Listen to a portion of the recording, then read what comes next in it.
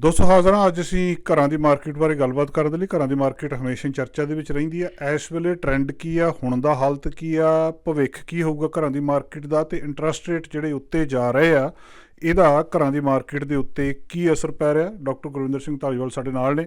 ਧਾਲੀਵਾਲ ਸਾਹਿਬ, ਪਤਾ ਲੱਗਿਆ ਕਿ ਲੋਕ ਡੀਲਾਂ ਛੱਡ ਰਹੇ ਆ, ਜਿਹੜੇ ਡਿਪੋਜ਼ਿਟ ਦਿੱਤੇ ਆ ਉਹ ਵੀ ਕਈ ਛੱਡ ਕੇ ਜਾ ਰਹੇ ਆ। ਕੀ ਹਾਲਤ ਆ ਇਸ ਵੇਲੇ ਜੀ?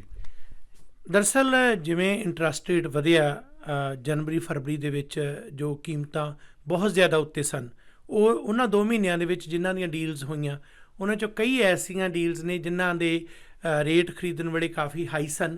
ਨਤੀਜਨ ਕੀ ਹੋਇਆ ਕਿ ਬੰਦਿਆਂ ਤੋਂ ਕੰਪਲੀਸ਼ਨ ਨਹੀਂ ਹੋ ਰਹੀਆਂ ਜਾਂ ਉਹ ਆਪਣੇ ਡਿਪੋਜ਼ਿਟ ਛੱਡ ਰਹੇ ਨੇ। ਸਲਾਹ ਮਸ਼ਵਰਾ ਦੇਣ ਵਾਲੇ ਵੀ ਕਈ ਵਾਰ ਉਹਨਾਂ ਨੂੰ ਇਹ ਤਾਕੀਦ ਕਰਦੇ ਨੇ ਕਿ ਤੁਸੀਂ ਇਉਂ ਕਰੋ, ਹੁਣ ਤਾਂ 50,000 ਹੀ ਜਾਂਦਾ, ਨਹੀਂ ਤਾਂ ਤੁਹਾਡਾ ਸਾਰਾ ਜਾਏਗਾ। ਉਹ ਉਸ ਪ੍ਰਭਾਵ ਦੇ ਅਧੀਨ ਆਪਣੀਆਂ ਡੀਲ ਛੱਡ ਰਹੇ ਨੇ। ਜਿਨ੍ਹਾਂ ਨੇ ਸੱਚਮੁੱਚ ਗਲਤੀ ਕੀਤੀ, ਬਹੁਤ ਜ਼ਿਆਦਾ ਵੱਧ ਕੇ ਮਲਟੀਪਲ ਆਫਰਸ ਦੇ ਵਿੱਚ ਆਪਣਾ ਘਰ ਖਰੀਦਿਆ, ਉਹ ਯਕੀਨਨ ਤੌਰ 'ਤੇ ਉਹ ਇਸ ਦੇ ਵਿੱਚ ਇੰਟਰਸਟ ਰੇਟ ਵਧਣ ਨਾਲ ਮੁਸ਼ਕਿਲ ਦੇ ਵਿੱਚ ਨੇ। ਪਰ ਜਿਹੜੇ ਸਲਾਹਕਾਰ, ਉਹ ਲੋਕ ਜਿਹੜੇ ਹਰੇਕ ਨੂੰ ਇਸ ਗੱਲ ਦੇ ਲਈ ਖੁਦ ਪ੍ਰੇਰਿਤ ਕਰਦੇ ਨੇ ਕਿ ਤੁਸੀਂ ਇਉਂ ਕਰੋ, ਡੀਲ 'ਚੋਂ ਬਾਹਰ ਹੋ ਜਾਓ, ਉਹ ਇਹ ਨਹੀਂ ਸੋਚਦੇ ਕਿ ਜਿਹਨੇ 50,000 ਜਾਂ ਲੱਖ ਦਿੱਤਾ ਹੈ, ਕੱਲ੍ਹ ਮਾਰਕੀਟ ਬਦਲ ਗਈ, ਫਿਰ ਉਹਨਾਂ ਨੂੰ ਮਹਿਸੂਸ ਹੋਇਆ ਕਿ ਜੇ ਇਉਂ ਹੀ ਰੇਟ ਵਧਣੇ ਸੀ ਤਾਂ ਅਸੀਂ ਡੀਲ ਕੰਪਲੀਟ ਕਰਾ ਲੈਂਦੇ। ਉਹ ਸਮਾਂ ਜਿਹੜਾ ਹੈ ਉਹ ਗੁਆ ਬੈਠਦੇ ਨੇ। ਸੋ ਮੈਂ ਕਹਿੰਦਾ ਹੁੰਦਾ ਕਿ ਜਿਵੇਂ ਅਸੀਂ ਸੋਸ਼ਲ ਮੀਡੀਆ 'ਤੇ ਵੀ ਗੱਲਬਾਤ ਕਰਦੇ ਹਾਂ, ਇੱਕ ਰੀਅਲ ਸਟੇਟ ਖਿੱਤੇ ਨਾਲ ਸੰਬੰਧਿਤ ਹੋਣ ਦੇ ਨਾਤੇ ਆਪਣੇ ਤਜਰਬੇ ਅਨੁਸਾਰ ਗੱਲ ਕਰਦੇ ਹਾਂ, ਜਿਹਦੇ ਮੁਤਾਬਕ ਚਾਹੇ ਖਰੀਦਦਾਰ ਹੈ ਜਾਂ ਵੇਚਣ ਵਾਲਾ, ਉਹਨੂੰ ਸੁਚੇਤ ਕਰਨਾ ਵਧੀਆ ਹੁੰਦਾ ਹੈ। ਪਰ ਕਈ ਨੀਮ ਹਕੀਮ ਖਤਰਾ ਜਾਣ ਪਿੱਛੇ ਆਪਣੀਆਂ ਜਿਹੜੀਆਂ ਵਿਚਾਰਾਂ ਦਿੰਦੇ ਨੇ, ਜਿਨ੍ਹਾਂ ਨੂੰ ਉਸ ਗੱਲ ਦੀ ਰਤਾ ਪਰ ਵੀ ਸਮਝ ਨਹੀਂ ਹੁੰਦੀ, ਉਹ ਉੱਠ ਕੇ ਉਹਨਾਂ 'ਤੇ ਆਪਣੀਆਂ ਟਿੱਪਣੀਆਂ ਦੇਣ ਲੱਗ ਜਾਂਦਾ, ਜਿਹਨੂੰ ਇਹ ਨਹੀਂ ਪਤਾ ਹੁੰਦਾ ਕਿ ਮਾਰਕੀਟ ਦਾ ਜਿਹੜਾ ਹੈ ਅਸਲ ਅੰਤਰਾਲ ਕੀ ਹੈ ਅਤੇ ਉਸ ਦੇ ਵਿੱਚ ਕੀ ਕੀ ਉਤਰਾਅ ਚੜ੍ਹਾਉਣੇ ਨੇ। ਸੋ ਡਿਪੋਜ਼ਿਟ ਛਡਾ ਦੇਣਾ ਕਿਸੇ ਨੂੰ ਜਾਂ ਇਸ ਲਈ ਕਹਿਣਾ ਕਿ ਡੀਲ 'ਚੋਂ ਬਾਹਰ ਚਲੇ ਜਾਓ, ਉਸ ਦਾ ਐਸਾ ਨੁਕਸਾਨ ਕਰਨਾ ਜਿਹੜੀ ਮੁੜ ਕੇ ਭਰਪਾਈ ਨਹੀਂ ਹੋ ਸਕਦੀ। ਸੋ ਮੈਂ ਇਹ ਸਮਝਦਾ ਕਿ ਇਸ ਮਾਰਕੀਟ ਨੂੰ ਸਦਾ ਹੀ ਇਸ ਤਰ੍ਹਾਂ ਨਾ ਮੰਨੋ ਕਿ ਇਉਂ ਹੀ ਰਹਿਣੀ ਹੈ। ਇਸ ਗੱਲ ਲਈ ਜੇਕਰ ਤੁਸੀਂ ਕੰਪਲੀਟ ਆਪਣੀ ਡੀਲ ਕਰਾਉਣੇ ਹੋ ਤਾਂ ਕੱਲ੍ਹ ਨੂੰ ਜਦੋਂ ਸਮਾਂ ਬਦਲਦਾ, ਹੋ ਸਕਦਾ ਇਹ ਪ੍ਰੋਪਰਟੀ ਤੁਹਾਨੂੰ ਫਿਰ ਕੋਈ ਨਫਾ ਦੇ ਜਾਵੇ, ਪਰ ਉਹ ਵਕਤ ਦੁਬਾਰਾ ਨਹੀਂ ਆਉਣਾ ਜੇ ਅੱਜ ਅਸੀਂ ਆਪਣੇ 50,000 ਜਾਂ ਲੱਖ ਦੇ ਡਿਪੋਜ਼ਿਟ ਛੱਡ ਦਿੱਤੇ। ਇਸ 'ਤੇ ਕਾਨੂੰਨੀ ਰਾਏ ਜ਼ਰੂਰ ਲੈਣੀ ਚਾਹੀਦੀ ਹੈ। 2 ਨੁਕਤੇ ਦੱਸਿਓ। ਇੱਕ ਤਾਂ ਇਹ ਵੀ ਕੀ ਮਾਰਕੀਟ ਇੰਨੀ ਥੱਲੇ ਆ ਚੁੱਕੀ ਆ ਵੀ ਲੋਕਾਂ ਨੂੰ ਇੱਦਾਂ ਸੋਚਣਾ ਪੈ ਰਿਹਾ, ਜਿਹੜੀ ਕਿਹਾ ਜਾ ਰਿਹਾ ਸੀ ਕਿ 7-10% ਘਰਾਂ ਦੀ ਜਿਹੜੀ ਰੇਟ ਆ ਉਹ ਥੱਲੇ ਆ ਜਾਣਗੇ, ਜਾਂ ਹੁਣ ਇੰਨੀ ਸਲੋ ਹੋ ਚੁੱਕੀ ਆ ਮਾਰਕੀਟ? ਸਥਿਤੀ ਕੀ ਹੈ ਇਸ ਵੇਲੇ ਜੀ? ਪਹਿਲੀ ਗੱਲ ਤਾਂ ਛੱਡ ਕੌਣ ਰਿਹਾ, ਇਹ ਵੀ 2 ਤਰ੍ਹਾਂ ਦੀਆਂ ਗੱਲਾਂ ਨੇ। ਇੱਕ ਤਾਂ ਕਈਆਂ ਨੇ ਆਪਣੇ ਡਿਪੋਜ਼ਿਟ ਦੇ ਦਿੱਤੇ, ਇਹ ਸੋਚਿਆ ਸੀ ਕਿ ਬਾਅਦ ਦੇ ਵਿੱਚ ਆਪਣਾ ਘਰ ਵੇਚ ਲਵਾਂਗੇ। ਮਾਰਕੀਟ ਜਨਵਰੀ ਫਰਵਰੀ ਦੇ ਵਿੱਚ ਉਹਨਾਂ ਨੇ ਖਰੀਦਿਆ ਅਤੇ ਉਸ ਤੋਂ ਬਾਅਦ ਲਿਸਟ ਕੀਤਾ, ਆਪਣੇ ਘਰ ਦਾ ਮੁੱਲ ਸਹੀ ਨਹੀਂ ਮਿਲਿਆ ਜਾਂ ਆਫਰ ਨਹੀਂ ਆਈ ਅਤੇ ਉਹ ਮਜਬੂਰਨ ਇਸ ਤਰ੍ਹਾਂ ਕਰ ਰਹੇ ਨੇ। ਇੱਕ ਉਹ ਲੋਕ ਨੇ ਜਿਨ੍ਹਾਂ ਨੇ ਕਈ ਪ੍ਰਾਪਰਟੀਆਂ ਹੋਲਡ ਕੀਤੀਆਂ ਸਨ, ਇਹ ਸੋਚਿਆ ਸੀ ਕਿ ਉਹ ਫਲਿੱਪ ਕਰ ਦੇਣਗੇ, ਉਹ 4 ਪੈਸੇ ਵੱਧ ਕਮਾ ਲੈਣਗੇ, ਕਲੋਜ਼ਿੰਗ ਕਰਾਉਣਗੇ ਹੀ ਨਹੀਂ। ਜਿਹੜਾ ਬੰਦਾ ਸੋਚਦਾ ਕਲੋਜ਼ਿੰਗ ਕਰਾਉਣੀ ਨਹੀਂ, ਉਹ ਫਿਰ ਆਖਿਰਕਾਰ ਇੱਕ ਤੋਂ ਵੱਧ ਪ੍ਰਾਪਰਟੀਆਂ ਹੱਥ 'ਚ ਲੈ ਲੈਂਦਾ, ਉਹ ਇਸ ਗੱਲ ਦੇ ਵਿੱਚ ਫਸਦਾ। ਸੋ ਇੱਕ ਗੱਲ ਇਹ ਜ਼ਰੂਰ ਵਿਚਾਰ ਕਰੋ ਕਿ ਜਦੋਂ ਵੀ ਕੋਈ ਪ੍ਰਾਪਰਟੀ ਲੈਣ ਵਾਸਤੇ ਅਸੀਂ ਆਫਰ ਐਕਸੈਪਟ ਕਰਾਉਣੇ ਆ, ਇਹ ਸੋਚੋ ਇਹ ਕਲੋਜ਼ਿੰਗ ਕਰਾਉਣੀ ਪੈ ਸਕਦੀ ਹੈ। ਇਸ ਗੱਲ ਨੂੰ ਦੇਖ ਕੇ ਕਿ ਫਲਾਂ ਵਿਅਕਤੀਆਂ ਨੇ ਪਹਿਲਾਂ ਹੀ ਫਲਿੱਪ ਕਰਤੀਆਂ ਜਾਂ ਪ੍ਰਾਪਰਟੀਆਂ ਸਾਈਨ ਕਰ ਦਿੱਤੀਆਂ ਅਤੇ ਲੱਖਾਂ ਡਾਲਰ ਬਣਾ ਲਏ, ਸਾਡੇ ਵੀ ਬਣ ਜਾਣਗੇ, ਤਦ ਤੱਕ ਤੁਸੀਂ ਕੋਈ ਪ੍ਰਾਪਰਟੀ ਹੱਥ 'ਚ ਨਾ ਲਾਓ ਜਦੋਂ ਤੱਕ ਇਹ ਸਮਰੱਥਾ ਨਾ ਹੋਵੇ ਕਿ ਤੁਸੀਂ ਉਸ ਦੀ ਕਲੋਜ਼ਿੰਗ ਨਹੀਂ ਕਰਾ ਸਕਦੇ। ਹੁਣ ਜਿਹੜੀ ਮਾਰਕੀਟ ਹੈ, ਇਸ ਮਾਰਕੀਟ 'ਤੇ ਅਸਰ ਜਿਵੇਂ ਇੰਟਰਸਟ ਰੇਟ ਦਾ ਪਿਆ, ਓਵਰਆਲ ਜਿਹੜਾ ਇੱਕ ਖਾਸ ਕਿਸਮ ਦਾ ਹਊਆ ਖੜਾ ਕੀਤਾ ਗਿਆ। ਕਈ ਤਰ੍ਹਾਂ ਦੇ ਇਸ ਤਰ੍ਹਾਂ ਦੇ ਲਗਾਤਾਰ ਵਿਚਾਰ ਆ ਰਹੇ ਨੇ ਕਿ ਹੋਰ ਥੱਲੇ ਜਾਏਗੀ। ਇਹ ਵੀ ਹੈ ਕਿ ਜੂਨ ਦੇ ਵਿੱਚ ਜੇ ਮੁੜ ਕੇ ਇੰਟਰਸਟ ਰੇਟ ਵਧਿਆ ਤਾਂ ਉਸ ਦਾ ਕੀ ਅਸਰ ਹੋਏਗਾ। ਇਹ ਗੱਲ ਅਸੀਂ ਪਹਿਲਾਂ ਵੀ ਕਹੀ ਸੀ ਕਿ ਬੈਂਕ ਆਫ ਕੈਨੇਡਾ ਨੇ ਜਿਹੜਾ ਫੈਸਲਾ ਜਾ ਕੇ ਜਨਵਰੀ 'ਚ ਕੀਤਾ, ਜੇ ਉਹ ਨਵੰਬਰ ਦਸੰਬਰ 'ਚ ਕਰਦੇ ਤਾਂ ਸ਼ਾਇਦ ਜਿਹੜੀਆਂ ਕੀਮਤਾਂ ਇੱਕਦਮ ਇਉਂ ਨਾ ਵੱਧਦੀਆਂ ਅਤੇ ਨੁਕਸਾਨ ਨਾ ਹੁੰਦਾ। ਪਰ ਹੁਣ ਵੀ ਇਸ ਗੱਲ ਲਈ ਮਾਰਕੀਟ ਦੇ ਵਿੱਚ ਖਰੀਦਦਾਰ ਲਈ ਜਦੋਂ ਉਹ ਦੇਖਦਾ ਹੈ ਕਿ ਪ੍ਰਾਪਰਟੀ ਦੀ ਕੀਮਤ ਜਾਇਜ਼ ਹੈ, ਉਸ ਦੇ ਮੁਤਾਬਕ ਉਸ ਦੀ ਲੋੜ ਪੂਰੀ ਹੁੰਦੀ ਹੈ, ਤਾਂ ਉਹ ਆਪਣੇ ਆਪ ਦੇ ਵਿੱਚ ਸਹੀ ਪ੍ਰਾਈਸ 'ਤੇ ਖਰੀਦ ਸਕਦਾ। ਕੱਲ੍ਹ ਕੀਮਤਾਂ ਕਿੱਥੇ ਹੋਰ ਥੱਲੇ ਜਾਣਗੀਆਂ, ਇਹ ਕੁਛ ਵੀ ਕਹਿਣਾ ਮੁਸ਼ਕਿਲ ਹੈ, ਪਰ ਅੱਜ ਦੀ ਤਰੀਕ ਦੇ ਵਿੱਚ ਬਾਇਰ ਦੀ ਮਾਰਕੀਟ ਬਣ ਚੁੱਕੀ ਹੈ।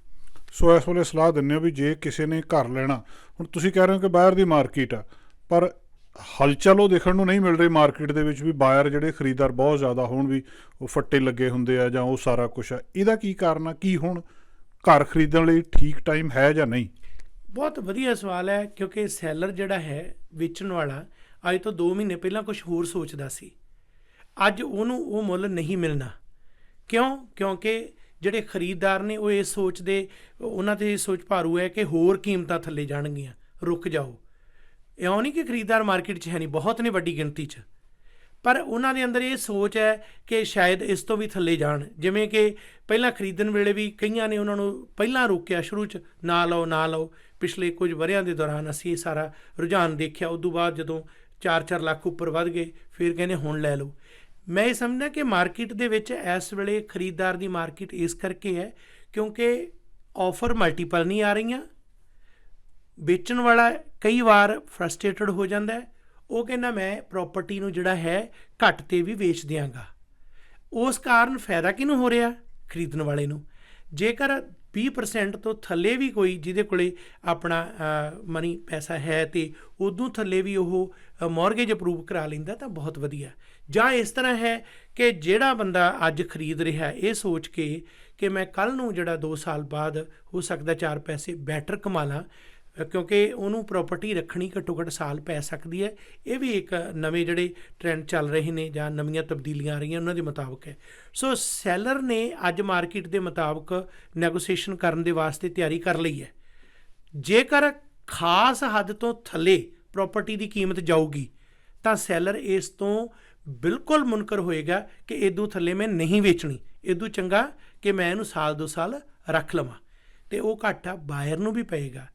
ਮਾਰਕੀਟ 'ਚੋਂ ਪ੍ਰਾਪਰਟੀਆਂ ਚਲੀਆਂ ਗਈਆਂ, ਬਾਇਰ ਖਰੀਦਦਾਰ ਫਿਰ ਵੀ ਇਸੇ ਤਰ੍ਹਾਂ ਨੇ, ਅਤੇ ਜਦੋਂ ਜ਼ਮੀਨ ਪ੍ਰਾਪਰਟੀ ਹੋਈ ਨਾ ਤਾਂ ਫਿਰ ਕੰਪੀਟੀਸ਼ਨ ਫਿਰ ਵੱਧ ਜਾਣਾ, ਫਿਰ 1 ਤੇ 5 ਜਾਣਗੇ, ਫਿਰ ਮਲਟੀਪਲ ਆਫਰਸ ਹੋਏਗੀ ਅਤੇ ਫਿਰ ਪ੍ਰਾਈਸ ਵਧਣਗੇ। ਸੋ ਚੰਗੀ ਗੱਲ ਇਹ ਹੈ ਕਿ ਜੇਕਰ ਉਹਨਾਂ ਦੇ ਆਰਥਿਕ ਜਿਹੜਾ ਉਹਨਾਂ ਦੀ ਪੋਜੀਸ਼ਨ ਦੇ ਵਿੱਚ ਹੈ ਤਾਂ ਉਹ ਅੱਜ ਜੇ ਖਰੀਦਦੇ ਨੇ ਤਾਂ ਆਮ ਨਾਲੋਂ ਪਿਛਲੇ 2 ਮਹੀਨਿਆਂ ਤੋਂ ਬਿਹਤਰ ਨੇ। ਕੱਲ੍ਹ ਬਾਰੇ ਡਾਕਟਰ ਸਾਹਿਬ ਕੁਛ ਨਹੀਂ ਪਤਾ ਵੀ ਮਾਰਕੀਟ ਕਿੱਧਰ ਨੂੰ ਜਾਣੀ। ਇਹਦੀ ਵੱਡੇ ਜਿਹੜੇ ਅਰਥ ਸ਼ਾਸਤਰੀ ਆ ਉਹ ਵੀ ਪੇਸ਼ਨਗੋਈ ਨਹੀਂ ਕਰ ਸਕਦੇ। ਪਰ ਜੇ ਮੰਨਿਆ ਜਾਵੇ ਵੀ ਵੱਧਦੇ ਇੰਟਰਸਟ ਦਾ ਘਰਾਂ ਦੀ ਕੀਮਤਾਂ ਦੇ ਉੱਤੇ ਅਸਰ ਪਿਆ ਤਾਂ ਇਹਦੇ ਮੁਤਾਬਕ ਆਉਣ ਵਾਲੇ ਦਿਨਾਂ ਦੇ ਵਿੱਚ ਵਿਆਜ ਦਰਾਂ ਹੋਰ ਵਧਣ ਜਾ ਰਹੀਆਂ। ਮੰਨਿਆ ਜਾ ਸਕਦਾ ਵੀ ਘਰਾਂ ਦੀਆਂ ਕੀਮਤਾਂ ਇਹਦੇ ਤੋਂ ਵੀ ਥੱਲੇ ਚਲੇ ਜਾਣਗੀਆਂ। ਜਿਹੜੀ ਹੁਣ ਵਿਆਜ ਦਰ ਇਹਨਾਂ ਨੇ ਵਧਾਉਣੀ ਹੈ, ਜਿਸ ਤਰ੍ਹਾਂ ਪਹਿਲਾਂ ਵੀ ਜੋ 2 ਝਟਕੇ ਇਹਨਾਂ ਨੇ ਲਾਏ ਨੇ ਉਹ ਛੋਟੇ ਸਨ ਜਾਂ ਹੁਣ ਲਾਉਂਦੇ ਨੇ, ਯਕੀਨਨ ਤੌਰ 'ਤੇ ਇਸ ਗੱਲ ਦਾ ਅਸਰ ਸਾਈਕੋਲੋਜੀਕਲੀ ਵੀ ਪਏਗਾ, ਆਰਥਿਕ ਤੌਰ 'ਤੇ ਵੀ ਪਏਗਾ। ਪਰ ਇਹ ਗੱਲ ਨੂੰ ਬੈਂਕ ਆਫ ਕੈਨੇਡਾ ਸਮੇਤ ਇਹ ਸੰਸਥਾਵਾਂ ਸਮਝਦੀਆਂ ਨੇ ਕਿ ਇਹ ਮੁਸ਼ਕਿਲ ਵੀ ਕਿਹਦੇ ਲਈ ਪੈਦਾ ਹੋ ਰਹੀ ਹੈ? ਇੰਟਰਸਟ ਰੇਟ ਵੱਧ ਰਿਹਾ ਖਰੀਦਦਾਰ ਲਈ। ਤੁਸੀਂ ਦੂਸਰੇ ਪਾਸੇ ਵੀ ਦੇਖੋ, ਜਿਹੜਾ ਖਰੀਦਣ ਵਾਲਾ ਬੰਦਾ ਉਸ ਦੇ ਇੰਟਰਸਟ ਰੇਟ ਦਾ ਵਧਣ ਦਾ ਜਿਹੜਾ ਪ੍ਰਭਾਵ ਹੈ ਉਹ ਕਿਹਨੂੰ ਪ੍ਰਭਾਵਿਤ ਕਰੇਗਾ? ਖਰੀਦਦਾਰ ਨੂੰ। ਅਤੇ ਜੇ ਇਸੇ ਤਰ੍ਹਾਂ ਖਰੀਦਦਾਰ ਨੂੰ ਲਗਾਤਾਰ ਇੰਟਰਸਟ ਰੇਟ ਵਧਾ ਕੇ ਮਾਰ ਦਿੱਤਾ ਗਿਆ, ਦਬਾ ਦਿੱਤਾ ਗਿਆ, ਤਾਂ ਫਿਰ ਵੀ ਨੁਕਸਾਨ ਉਹਨਾਂ ਦਾ ਹੀ ਹੋਣਾ।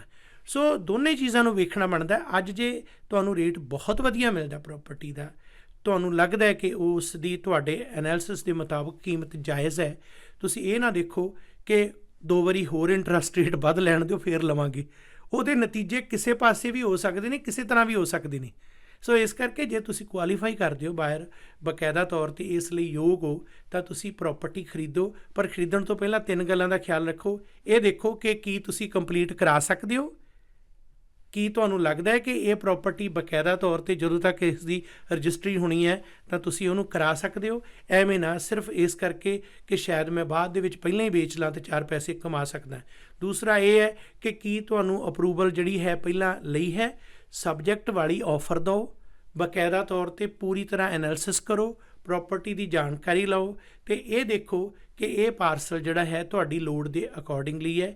ਇਨਵੈਸਟਰ ਦੇ ਵਾਸਤੇ ਜਿਹੜੀ ਹੈ ਇਹ ਥੋੜ੍ਹੀ ਸੁਚੇਤ ਹੋਣ ਵਾਲੀ ਗੱਲ ਹੈ। ਇਸ ਦੇ ਨਾਲ ਹੀ ਕੇਵਲ ਇੱਥੇ ਹੀ ਨਹੀਂ ਬਲਕਿ ਇਸ ਨੂੰ ਫੈਲਣ ਦੀ ਕੋਸ਼ਿਸ਼ ਕਰੀਏ। ਕਈ ਵਾਰੀ ਅਸੀਂ ਆਪਣੇ ਜਿਹੜੇ ਨੇੜਲੇ ਸ਼ਹਿਰ ਨੇ ਜਿੱਥੇ ਸੰਘਣੀ ਕੰਪੀਟੀਸ਼ਨ ਦੀ ਗੱਲ ਹੁੰਦੀ ਹੈ, ਉਸ ਤੋਂ ਬਾਹਰ ਕਿਤੇ ਇਨਵੈਸਟ ਜੇ ਤੁਸੀਂ ਕਰਦੇ ਹੋ, ਕੋਈ ਚੰਗੀ ਚੀਜ਼ ਮਿਲਦੀ ਹੈ ਤਾਂ ਹੋ ਸਕਦਾ ਸਾਲ 2 ਸਾਲ ਬਾਅਦ ਤੁਹਾਨੂੰ ਉਸ ਦੇ ਚੰਗੇ ਪੈਸੇ ਬਣ ਜਾਣ।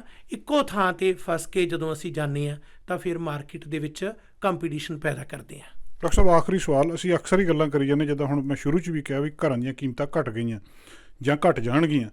ਹੁਣ ਇਹ ਕੀ ਅੱਧੋ ਅੱਧ ਦਾ ਫਰਕ ਪੈ ਜਾਊਗਾ ਜਾਂ ਜਿਹੜਾ 15 ਲੱਖ ਵਾਲਾ 14 ਲੱਖ ਦਾ ਹੋ ਜਾਊਗਾ ਜਾਂ ਹੋ ਚੁੱਕਾ ਘਟ ਗਿਆ? ਕਿੰਨਾ ਕੁ ਕਰੈਕਸ਼ਨ ਅਸੀਂ ਕਹਿੰਦੇ ਹਾਂ ਜੀ? ਜਿਵੇਂ ਅਸੀਂ ਦੇਖਦੇ ਹਾਂ ਕਿ ਜਿਹੜੀਆਂ ਦਸੰਬਰ 'ਚ ਕੀਮਤਾਂ ਸਨ, ਜਨਵਰੀ ਫਰਵਰੀ 'ਚ ਤਕਰੀਬਨ 1.5 ਤੋਂ 2 ਲੱਖ ਉੱਪਰ ਵਧੀਆਂ। ਸੋ ਮਾਰਚ ਦੇ ਵਿੱਚ ਜਦੋਂ ਉਹ ਥੱਲੇ ਨੂੰ ਆਉਣਾ ਸ਼ੁਰੂ ਹੋਇਆ, ਜਿਹੜਾ ਉਹ 2 ਲੱਖ 3 ਲੱਖ ਇੱਕਦਮ ਅਣਕਿਆਸਿਆ ਜਿਹੜਾ ਮੁੱਲ ਵਧਿਆ ਸੀ, ਉਹ ਮੁੱਲ ਫੇਰ ਜਾ ਕੇ ਆਪਣੇ ਪਹਿਲੇ ਥਾਂ ਤੇ ਆ ਗਿਆ। ਸੋ ਹੁਣ ਜਿਹੜਾ ਉਹ 2 ਲੱਖ 1.5 ਲੱਖ ਕੁਝ ਇੱਕ ਏਰੀਏ ਦੇ ਵਿੱਚ, ਜ਼ਰੂਰੀ ਨਹੀਂ ਹਰ ਥਾਂ ਤੇ, ਜਿੱਥੇ ਕਿ ਕੀਮਤਾਂ ਬਹੁਤ ਉੱਪਰ ਸਨ ਉਹ ਥੱਲੇ ਆਈਆਂ। ਇਹ ਜਿਹੜਾ ਪ੍ਰਾਈਸ, ਜਿਹੜਾ ਕੀਮਤ ਹੈ, ਉਹ ਮੂਲ ਰੂਪ ਦੇ ਵਿੱਚ ਉੱਥੇ ਆਈ ਹੈ ਜਿੱਥੇ ਕਿ ਉਹ ਪਹਿਲਾਂ ਸੀ। ਇਹ ਨਹੀਂ ਕਿ ਇਹ ਪ੍ਰਾਈਸ ਉਸ ਤੋਂ ਵੀ ਥੱਲੇ ਗਈ ਹੈ, ਇਉਂ ਨਹੀਂ ਹੋਇਆ, ਪਹਿਲਾਂ ਵਧੀ ਬਹੁਤ ਸੀ। ਜੇ ਹੁਣ ਪ੍ਰਾਈਸਾਂ ਪਿਛਲੇ ਸਾਲ ਦੇ ਵਿੱਚ 6-6 ਲੱਖ ਵਧੀਆਂ ਤੇ ਅੱਜ 2 ਲੱਖ ਥੱਲੇ ਆ ਗਈਆਂ ਤਾਂ ਇਹਨੂੰ ਪ੍ਰਾਈਸ ਡਿੱਗਣਾ ਨਹੀਂ ਕਹਿੰਦੇ। ਇਹ ਹੈ ਕਿ ਜਿਹੜੀ ਅਣਕਿਆਸੀ ਵਧੀ ਸੀ ਉਹਦੇ ਵਿੱਚੋਂ ਕੁਝ ਜਿਹੜਾ ਹੈ ਰਾਹਤ ਮਿਲੀ ਹੈ, ਨਾ ਕਿ ਇਉਂ ਹੈ ਕਿ ਬਿਲਕੁਲ ਹੀ ਜਿਹੜਾ ਹੈ ਉਹ ਥੱਲੇ ਆ ਜਾਏਗਾ। ਨਾ, ਇਉਂ ਹੁੰਦਾ ਵੀ ਨਹੀਂ ਤੇ ਹੋਣਾ ਵੀ ਨਹੀਂ। ਇਹ ਸਿਰਫ ਜਿਹੜੇ ਬੰਦਿਆਂ ਨੇ ਕੋਲ ਬਹੁਤੀਆਂ ਪ੍ਰਾਪਰਟੀਆਂ ਨੇ, ਉਹ ਕਈ ਵਾਰੀ ਮਜਬੂਰਨ ਵੇਚਦੇ ਨੇ, ਉਹੀ ਕਦੇ ਕੋਈ ਡਿਪੋਜ਼ਿਟ ਛੱਡਦੇ ਨੇ ਜਾਂ ਉਹਨਾਂ ਦੀ ਕੋਈ ਮੁਸ਼ਕਲ ਹੈ। ਪਰ ਮੈਂ ਫਿਰ ਇਹੀ ਗੱਲ ਕਹਿਣਾ ਕਿ ਇਸ ਭੇਡ ਚਾਲ ਦੇ ਵਿੱਚ ਅਸੀਂ ਕਈ ਵਾਰ ਕਿ ਸਾਰੇ ਦੌੜ ਪਏ, ਅਸੀਂ ਦੌੜ ਪਈਏ, ਸਾਰੇ ਰੁਕ ਗਏ, ਅਸੀਂ ਰੁਕ ਜਾਈਏ, ਇਸ ਤੋਂ ਬਚੀਏ, ਆਪਣੇ ਦਿਮਾਗ ਨੂੰ ਵਰਤੀਏ, ਚੰਗੀ ਸਲਾਹ ਲਈਏ। ਕੇਵਲ ਇਹ ਚਰਚਾ ਕਰਨੀ ਕਿ ਕਿਸੇ ਨੇ ਕਹਿਤਾ ਤੂੰ ਰਹਿਣ ਦੇ ਲਈ ਅੱਜ ਕੋਈ ਅਧਿਐਨ ਨਹੀਂ ਕੀਤਾ ਜਾਂ ਹੁਣ ਤੁਸੀਂ ਸਾਰੇ ਪੈ ਨਿਕਲੋ, ਇਹ ਤੋਂ ਬਚੀਏ। ਬਹੁਤ ਬਹੁਤ ਸ਼ੁਕਰੀਆ ਜੀ, ਮਿਹਰਬਾਨੀ। ਧੰਨਵਾਦ ਜੀ। ਦੋਸਤੋ, ਡਾਕਟਰ ਗੁਰਿੰਦਰ ਸਿੰਘ ਧਾਲੀਵਾਲ ਹੋਣ ਨਾਲ ਗੱਲਬਾਤ ਕੀਤੀ ਹੈ। ਗੱਲ ਬਿਲਕੁਲ ਸਹੀ ਆ ਕਿ ਫੈਕਟਸ ਐਨਾਲਿਸਿਸ ਜਾਂ ਜਿਹੜੀਆਂ ਨਿਊਜ਼ ਨੇ ਉਹਨਾਂ ਦੇ ਉੱਤੇ ਭਰੋਸਾ ਕਰਕੇ ਤੁਸੀਂ ਕੋਈ ਵੀ ਆਪਣਾ ਅਗਲਾ ਕਦਮ ਇਸ ਖੇਤਰ ਦੇ ਵਿੱਚ ਚੁੱਕ ਸਕਦੇ ਹੋ। ਕੈਮਰਾਮੈਨ ਅਮਿਤ ਪਨੇਸਰ ਨਾਲ, ਜਿਸ ਕਾਰਨ ਚੈਨਲ ਪੰਜਾਬੀ ਸਰੀ। ਸਾਡਾ ਹਰ ਇੱਕ ਪ੍ਰੋਗਰਾਮ ਦੇਖਣ ਤੇ ਸਾਡੇ ਨਾਲ ਜੁੜਨ ਲਈ ਸਬਸਕ੍ਰਾਈਬ ਕਰੋ ਚੈਨਲ ਪੰਜਾਬੀ ਤੇ ਨੋਟੀਫਿਕੇਸ਼ਨ ਲਈ ਬੈਲ ਆਈਕਨ ਵਾਲੇ ਬਟਨ ਤੇ ਕਲਿੱਕ ਕਰੋ।